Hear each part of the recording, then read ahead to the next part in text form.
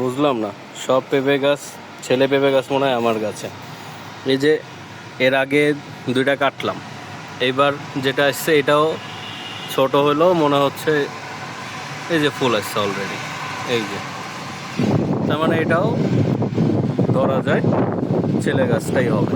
আবার এই যে এটা আরেকটা, এটা তো এই যে ফুল, তার মানে এটাও ছেলে গাছ। এখন এই একটা বের হওয়া বাকি আছে, এটা যদি মেয়ে গাছ হয় তাহলে তো বড়ই ভালো, পেঁপেটা খাইতে পারবো। মোটামুটি কয়টা গাছ লাগাইলাম, 8-10টা গাছ লাগাইছি এখন পর্যন্ত। এখানে আছে 3টা, আর এই যে একটা আছে, এটারও এখনও বোঝা যাচ্ছে না যে ওর ছেলে হবে না মেয়ে হবে। এই দুইটাই এখন বাদ আছে। দেখা যাক পেঁপে গাছ থেকে আদৌ পেঁপে খাওয়ার মতো সৌভাগ্য হয় কিনা।